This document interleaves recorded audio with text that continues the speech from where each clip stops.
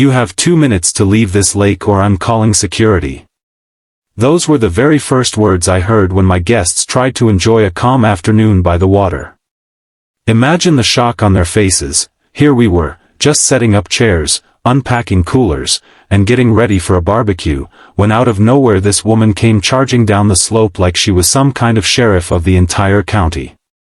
And the funny part? She wasn't a sheriff, she wasn't an officer, she wasn't even a county inspector. She was just an HOA Karen, the self-appointed queen of the neighborhood who thought she had the power to control everything and everyone in sight. She had the sunglasses, the clipboard, and that smug look that screamed trouble. I knew this wasn't going to be just a polite introduction, it was going to be a showdown. Now, let me back up and explain why this confrontation even happened. I had recently purchased this lakefront property after saving for years. I worked double shifts, invested smart, and finally, when the opportunity came, I bought a piece of land that gave me access to the lake, private shoreline, my own dock, everything I ever wanted.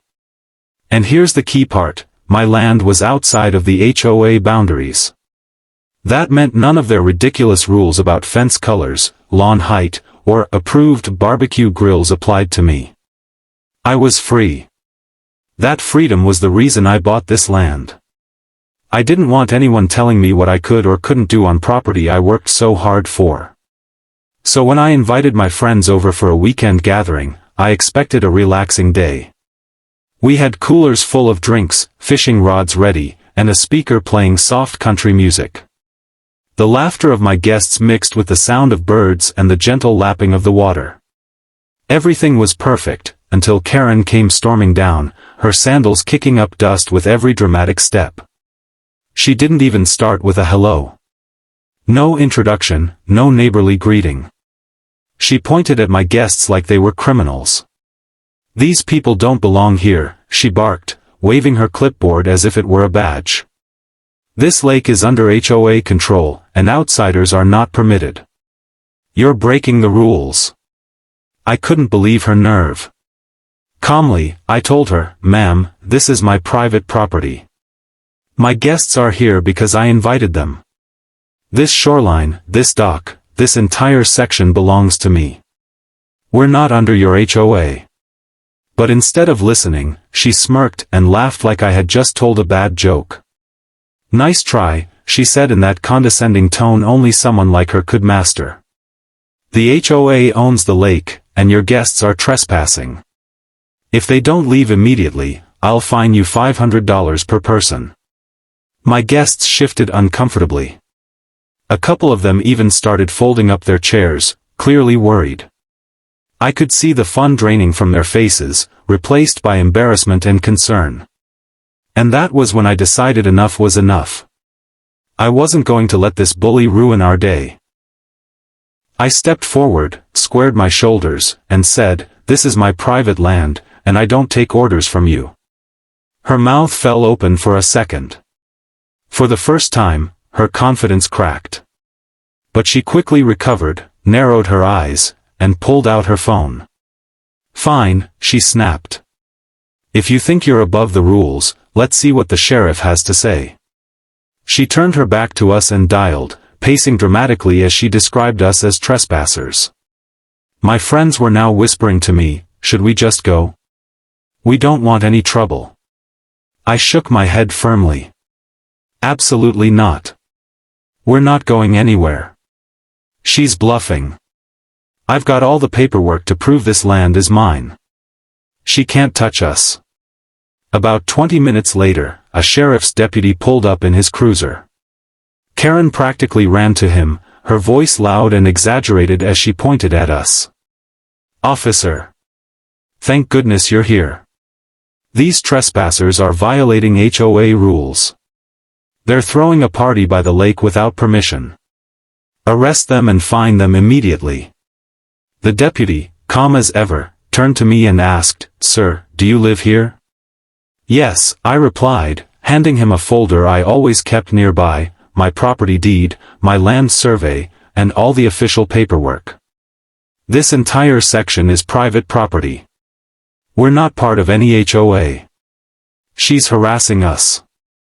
The deputy looked through the documents, nodded, and then gave me a small smile. You're absolutely correct. This land is yours. The HOA has no jurisdiction here. Karen's jaw dropped so far I thought it might hit the ground. She tried to argue, her words tumbling out in a mess of excuses. But, the lake belongs to the HOA. He can't just bring strangers. It ruins the community. The deputy raised his hand, cutting her off. Ma'am, unless you have proof that this land is under HOA control, you need to leave these folks alone.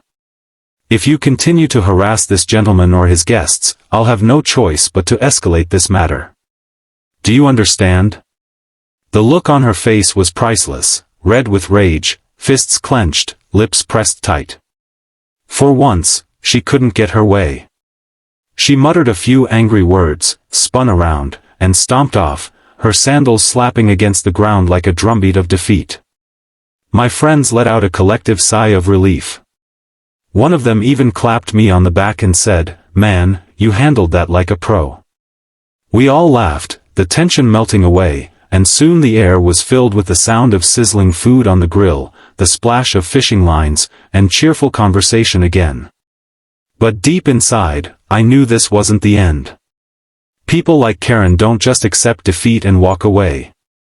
When they lose, they stew in their anger, plotting their next move. I could already picture her back at her house, ranting to her HOA board, scheming about how to make my life difficult. Sure enough, as I looked out at the calm lake that evening, watching the sun dip below the horizon, I had this strong gut feeling, she would be back. And next time, she wouldn't come alone. The very next weekend I decided not to let the previous incident ruin my mood. I invited the same group of friends back, and this time we brought even more food, more chairs, and even a couple of kayaks to enjoy the water. The whole point of buying this land was freedom, to enjoy life without anyone breathing down my neck or handing me a list of rules. The smell of barbecue filled the air, music played lightly in the background, and everyone was laughing. For a moment, it felt like the perfect weekend getaway. But in the back of my mind, I knew Karen wasn't done. People like her never admit defeat. They come back stronger, louder, and with reinforcements. And I was right. Around noon, just as we were digging into burgers and hot dogs, I saw her storming down the hill again, but this time she wasn't alone. With her marched two other HOA board members, both carrying clipboards and both wearing that same look of self-importance. It was almost comical, like they were a marching band of rules and regulations, here to suck the joy out of life. Karen was in front, of course, sunglasses perched on her nose, jaw tight, moving with the confidence of someone who thought she was about to win a battle. They reached the dock, and one of the men shouted, "This gathering is a violation of HOA rules. You cannot host a party of this size without written approval from the board." I couldn't help but laugh. I stood up, wiped my hands on a napkin, and looked them dead in the eyes. Approval? From who? I don't answer to you. This is my land, and I can have as many people as I want here. You have zero authority over me. Karen stepped forward, her voice sharp as ever. Don't play games. This lake is for HOA residents only. Bringing in outsiders devalues the community. Either your friends leave now, or we will take legal action. My guests fell silent, watching the confrontation unfold. Some of them looked uneasy again, remembering the chaos from the week before. I knew I had to be firm. I wasn't about to let this HOA circus scare them off. So I went inside my cabin, grabbed the folder I had prepared, and came back out. This time I had not only my deed but also letters from the county property office, documents that clearly stated my shoreline rights, maps showing my boundaries, and confirmation that my property was outside HOA jurisdiction. I had done my homework. I held the papers high and said, "You see this? These are official documents from the county. They prove beyond any doubt that I own this shoreline and the dock. You can shout about your rules all day long, but they don't apply here. You step one more time onto my dock, and I will file a harassment complaint against you and your board." The two board members shifted uncomfortably. You could see the confidence draining from their faces. One of them leaned toward Karen and whispered something that sounded like, "He might be right." But Karen wasn't backing down. She turned red and screamed, "We'll sue you. You think you can just ignore us? We'll take you to court and bleed you dry." I didn't flinch. "Go ahead," I replied. "But remember this, once the court sees my deed and these county documents, it'll be your HOA paying me damages for harassment. So go ahead, waste your money. I'll be the one walking away richer." The timing could not have been better.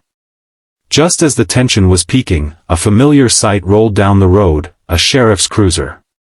It was the same deputy from last week, making his rounds. He parked, stepped out, and immediately noticed the heated exchange. "Afternoon, folks," he said, walking over. "What seems to be the problem this time?" Karen nearly tripped over her words trying to explain. "Officer, he's holding another unauthorized party. This lake is HOA property, and he's disrespecting our rules. You have to do something." The deputy sighed, looked at me, and then back at her. "Ma'am, we've already been through this. I saw the paperwork myself. His property is private. The HOA does not have jurisdiction here. You cannot dictate what he does on his own land. If you and your board continue to harass him, I'll have to issue a formal warning." Her face went pale. You could see the panic flicker in her eyes. But she still tried one last attempt. But, this isn't fair. He's ruining the community. We have rules for a reason." The deputy raised his voice slightly. "Ma'am, those rules apply only to HOA members. He is not a member. This is the last time I'm going to tell you. Leave him and his guests alone, or the next report I file will be against you." The two board members were done. One of them muttered, "Karen, let's go. This isn't worth it." The other nodded, clearly embarrassed by the scene. But Karen stood there, trembling with frustration, before finally snapping, "This isn't over." She turned on her heel and stormed away, her two sidekicks trailing behind like scolded children. My guests erupted in cheers and laughter. One shouted, "Man, you should frame those papers. They're like kryptonite against her nonsense." We all cracked up, the mood lifting instantly. I put the documents back inside, returned to the grill, and we carried on with our day. This time, no one packed up early, no one felt uneasy. The sheriff's words had been loud and clear, Karen had no power here. But something interesting happened in the days that followed. Neighbors started approaching me privately. Some walked over, others stopped me while I was working on my dock. They all had the same message, "Thank you." Turns out, Karen had been tormenting almost everyone in the community. She fined people for leaving trash cans out too long, threatened families over what color they painted their front doors, and even demanded someone cut down a tree because it blocked the lake view from her house. People had been living under her rule out of fear of fines and harassment.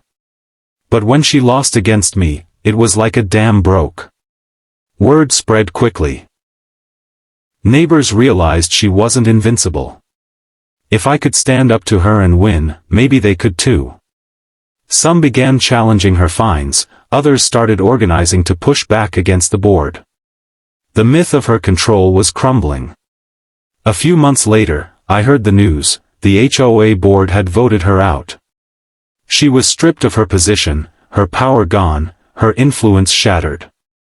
The woman who once marched down to my dock like a tyrant now had no authority at all. And the neighborhood? It breathed easier. As for me, I kept doing exactly what I set out to do, enjoying my lakefront property with friends and family, free from harassment.